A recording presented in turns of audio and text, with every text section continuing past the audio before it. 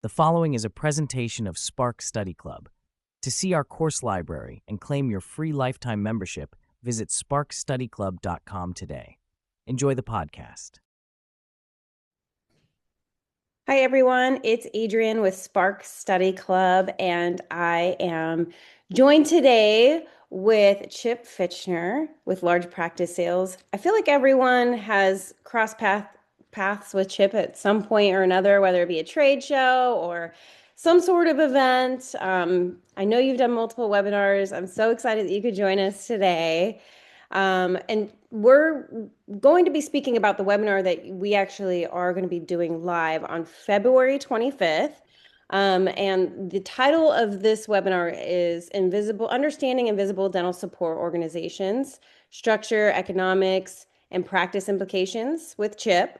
And I'm really excited to learn more about what you do. I know that it's your services have probably evolved over the years, and I know that there is a coined term that you use, so we'll get to that. But I did want to just give a little bit of background on Chip. He started, bought, built, and monetized multiple companies, both public and private, in a variety of industries for over 40 years. Chip co-founded Large Practice Sales almost 10 years ago. Today, LPS is by far the largest advisor to dentists of all specialties in the U.S. Chip has been featured in multiple media outlets, including CNBC, The Wall Street Journal, Forbes. We've worked on some stuff in the past in some specialty journals, and so many others. Thank you for joining us, Chip. Appreciate you being here today. And I'd love to learn more about the general idea of what your webinar is going to be about in February. Fantastic. Well, Adrienne, thank you for having me. It's going to be an interesting webinar because a lot is changing in the dental world. So our specialty is partnering doctors with what we call invisible dental support organizations. And there are about 1,000 of them in the US today. They are not new. Invisible DSOs, or as we call them, IDSOs, have been around for 35 years, and they functionally become a doctor's silent partner by buying anywhere between 51 and 80% of the value of a practice for cash up front. The doctor retains ownership in the balance and continues to lead the practice as an owner with their brand, their team, their strategy, and most importantly, full autonomy. When you choose the right invisible DSO partner, which is hard to do because of that 1,000 that are out there, we consider only 100 of them qualified to partner with our clients. And the doctor gets to have full autonomy, meaning the invisible DSOs are going to invest in you because whatever you've built successfully, they don't want to change. So in an invisible DSO partnership, the doctor has full autonomy. The doctor decides who to hire, who to fire, what procedures to perform, what payers to take, how to set their schedule, everything. But in an invisible DSO partnership, the doctor is going to benefit from the resources of that larger partner. And over the last couple of years, those resources have expanded. So an invisible DSO is helping their partner by things like supplies at 25% lower costs, clear aligners at 40% lower costs, implants at 70% lower costs, and they're getting better team benefits at lower cost, typically 10% or more.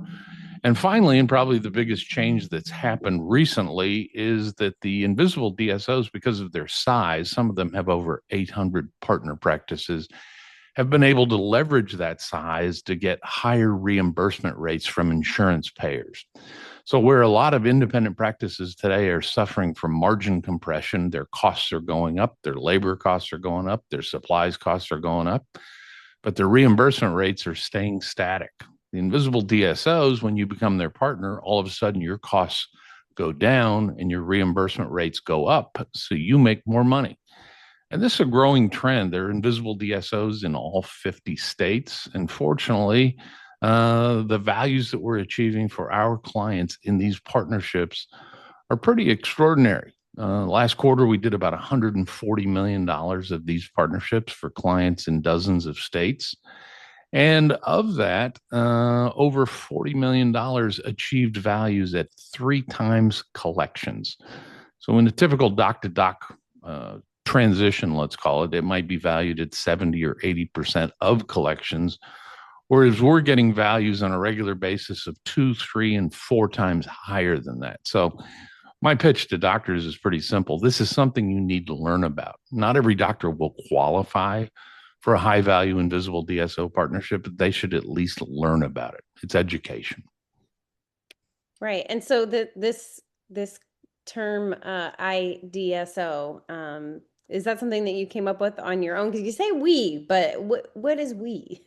We are pretty big. We have 32 full-time people, and all we do are visible DSO partnerships, and we only do dental. And I think that focus has made us more successful and enables us to get higher values for our clients, because we're not trying to be experts in vet and ophthalmology and med spa and everything else. We just do dental practices, GP and all specialties. And, that and the fact that we are only paid by our doctor clients, whereas the little advisors are getting paid by both the buyers and the sellers, which is a little scary. We like to know that our sole compensation and allegiance is to the doctor, not to the potential buyer. Right, right. And when you say you work with specialties, can you list off some specialties that might be your favorite or that you've worked more with over some others in the past? Yeah, it's interesting how it changes. So if we go back a couple of years ago, we were doing a whole lot of orthodontist transactions. Mm-hmm. Today, that number has declined because so many orthodontic practices are declining. And in my world, an orthodontic practice that is declining is not going to achieve very high value. So we have a lot of orthodontists that we've been talking to over the last 5 years who we are waiting for them to start growing. Today, the most valuable practice of all types are pediatric practices.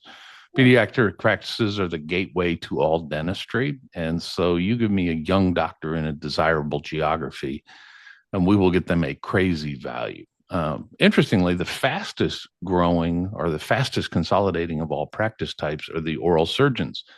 Oral surgeons are consolidating because of their recruiting challenges. Of the 240 graduates from oral surgery residency in June, over 150 of those doctors joined an invisible DSO or a DSO.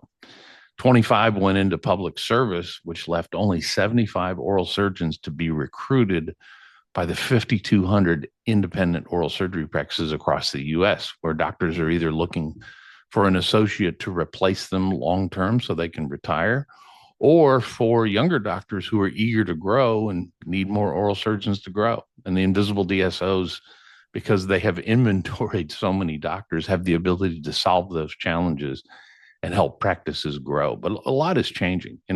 Endo certainly is a very popular category. The investors are of the general belief that in a coming economic downturn, ortho may get hit because adult ortho may be deferred.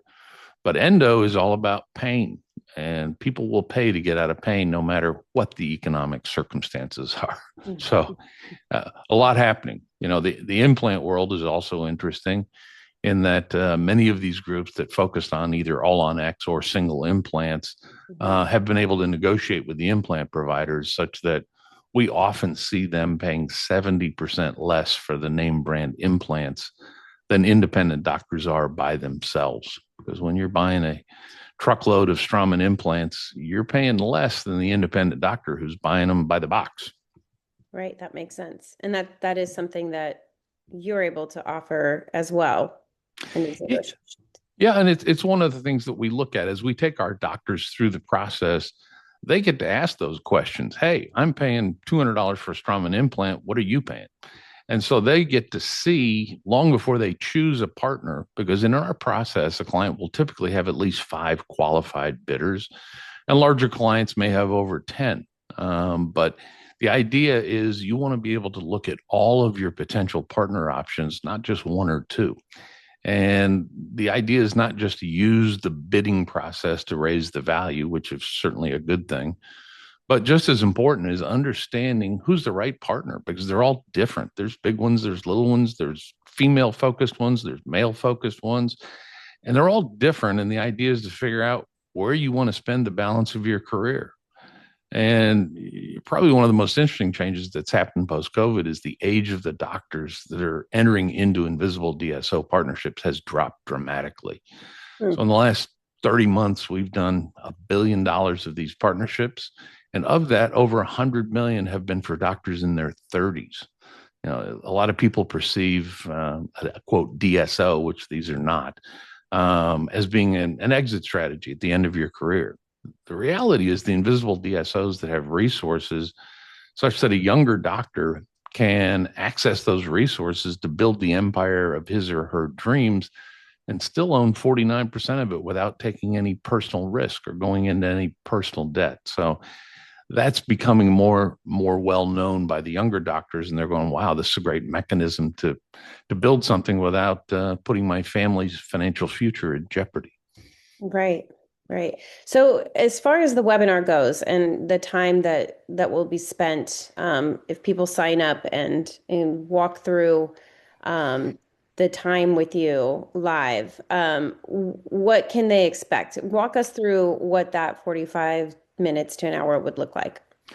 In my webinars, my goal is to educate doctors on what are invisible DSOs and which are the good ones and which are the not good ones, and to give doctors an idea of the value of their practice in an invisible DSO partnership and help them understand ways in which they may be able to modify their practices to qualify for high value invisible DSO partnership. So it's really all about education on the category and the types of practices that can benefit from an IDSO partnership. But we're also, in the business of educating doctors that may or may not be ready for this right now, but understanding the elements of your practice that will drive value ultimately if you decide to do this 2 years from now, 3 years from now, 5 years from now. We signed over 500 million of new clients last year. And of that, many of them I've been talking to for over 3 years. And that was in 29 states. So this is happening everywhere.